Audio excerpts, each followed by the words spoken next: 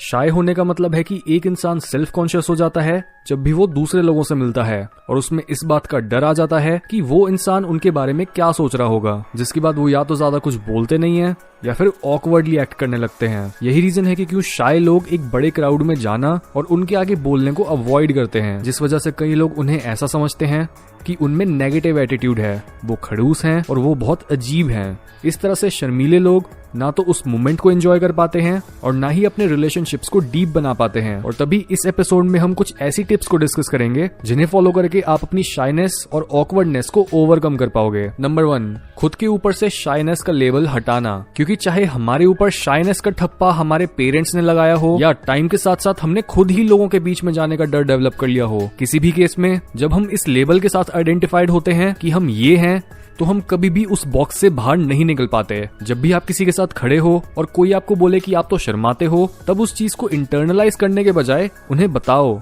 कि आप तो नहीं शर्माते, बल्कि ये लेबल एक झूठ है। इस तरह से किसी भी नए एनवायरनमेंट में जाकर वहां कोने में घुसने के बजाय खुद को अपनी पर्सनालिटी को एक्सपैंड करने के लिए फोर्स करो। नंबर 2, ओवर थिंक मत करो। क्योंकि हम सब में ही ये आदत होती है कि हम पहले से ही फ्यूचर को लेके सब कुछ अपने दिमाग में इमेजिन कर लेते हैं और बैठे बैठे ही कहानियां बनाने लगते हैं। हम पहले से ही ये सोचने लगते हैं कि जब हमसे कोई बात करेगा तो हम उनका क्या जवाब देंगे, उनके साथ कितनी देर तक खड़े रहेंगे, और ये भी सोचेंगे कि क्या हमारा उस इवेंट में जाना या लोगों से मिलना जरूरी भी है। कुछ नेगेटिव होने से पहले ही हम नेगेटिव को इमेजिन कर लेते हैं और एक्चुअल सिचुएशन को फेस करने के बजाय उससे दूर भागते रहते हैं, जिसके बाद हम जब किसी से मिलते भी हैं तब हम ऑलरेडी नर्वस और ऑकवर्ड होते हैं और हमारी एंजाइटी बढ़ती जाती है।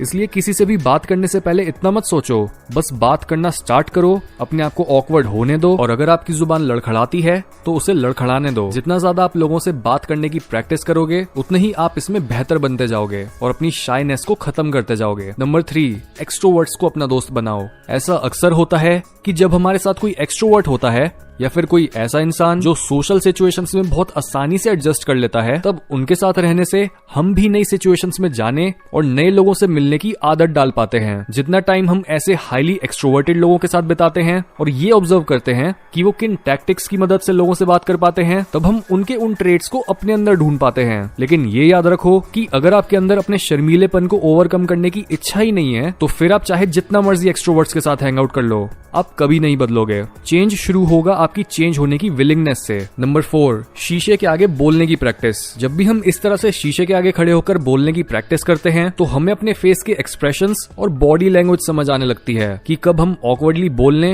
या खड़े होने लग जाते हैं। इस तरह से हमें ये पता लग पाता है कि हमें बोलते वक्त अपनी किन चीजों का ध्यान रखना होता है। आपको मेनली आई कांटेक्ट रखने, स्माइल करने, सामने वाले के टॉपिक्स के ऊपर कन्वर्सेशन को बिल्ड करने और एक प्रॉपर पोस्चर में खड़े रहने की प्रैक्टिस करनी होती है। जैसे जैसे आप अपनी इन वीकनेसेस पे काम करना शुरू करोगे और खुद को बेहतर बनाओगे, तब एक पॉइंट के बाद आपको मिरर की भी जरूरत नहीं पड़ेगी और आप जिससे चाहो उससे बात कर पाओगे। नंबर 5, लोगों को कॉम्प्लीमेंट्स देना। हमारे लिए दूसरों से बात करना इसलिए मुश्किल हो जाता है क्योंकि हम पहले ही इस वजह से घबराने लगते हैं कि हमारी बात को सामने वाला किस तरह से जज करेगा। हम अपने ख्यालों को अपने मन में ही जज करने लग जाते हैं, जिस वजह से मुंह से बाहर निकलने के लिए कोई शब्द बचता ही नहीं है। ऐसे में कॉन्वर्सेशन को आगे बढ़ाने का सबसे सिंपल तरीका है दूसरे इंसान को कॉम्प्लीमेंट करना। जैसे आप उन्हें बोल सकते हो कि उनके शूज या ड्रेस बहुत अच्छी लग रही है और वहीं से आप ये पूछ सकते हो कि क्या वो उनका फेवरेट कलर है, उन्होंने वो चीज कहाँ से ली और ये चीज उनके बारे में क्या बताती है। इस तरह से उनके बारे में बात करने से आप सेल्फ कॉन्शियस होना बंद कर पाते हो और सामने वाला भी अपने बारे में बात करते हुए एक्साइटेड हो जाता है। इसलिए इन 5 सिंपल टिप्स को फॉलो करो और देखो कि आप अपनी पर्सनैलिटी